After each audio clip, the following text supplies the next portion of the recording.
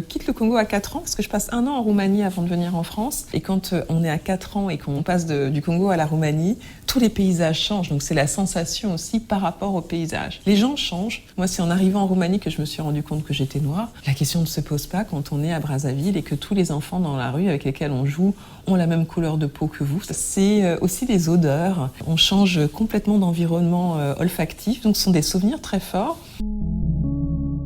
Je m'appelle Laetitia Elouette, je suis présidente de l'Observatoire national de la politique de la ville et je suis également membre de plusieurs boards.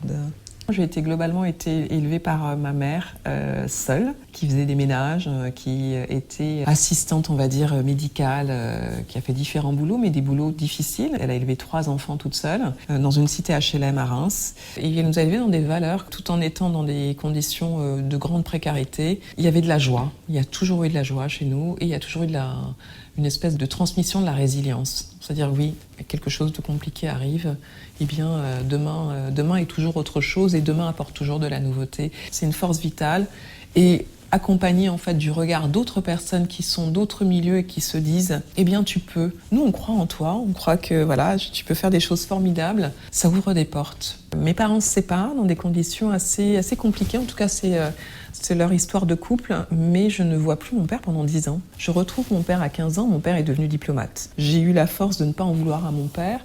Et oui, il m'a d'emblée autorisé à être beaucoup de choses. Il a eu cette envie de me donner une espèce de force que j'appellerais être une force d'émancipation. Une capacité à croire en soi, quelle que soit en fait la vie des autres. Une capacité à penser par soi-même aussi. Mon père était fondamentalement comme ça. Et une dernière chose sur mon père, c'est que quand je retrouve mon père, je l'ai dit, il était diplomate, ma mère, femme de ménage. Ça fait un écart social incroyable. Et bien moi, c'est une des plus grandes chances qui m'était donnée dans la vie parce que j'ai pu constater dès l'âge de 15 ans que quel que soit le milieu, des personnes étaient capables de dire des choses formidables, intéressantes, comme de dire des conneries. Moi, je le dis souvent, je me sens une vraie gratitude par rapport à l'école républicaine, en tout cas celle que j'ai connue. J'ai un souvenir très fort d'une CPE, une conseillère principale d'éducation, qui s'intéresse à moi toujours, qui m'invite un jour à prendre un café, qui me parle de littérature parce qu'elle voit que je lis beaucoup, qui me prête 2 livres, Le Chat de Simenon et L'Astragale d'Albertine Sarrazin. Alors Albertine Sarrazin, elle a des scènes assez crues, moi je sais pas si je prêterais ça à une adolescente qui est en 3e.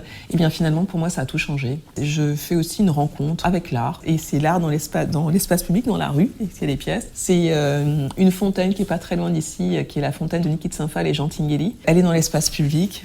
Pour ceux qui connaissent Niki de Saint-Phal, il y a cette espèce de profusion de nanas qui sont très joyeuses, qui sont puissantes, qui sont aussi très libres dans la manière dont elles sont présentées.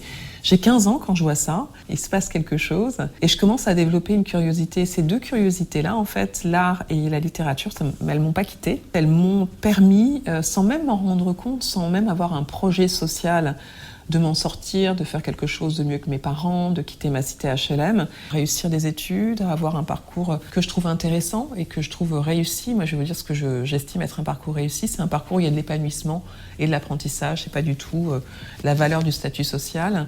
Et je pense que c'est grâce à cette espèce de graine de curiosité qu'on a semée en moi et le fait que des gens m'aient regardée en me disant « Eh bien, t'es intéressante et tu peux faire quelque chose ».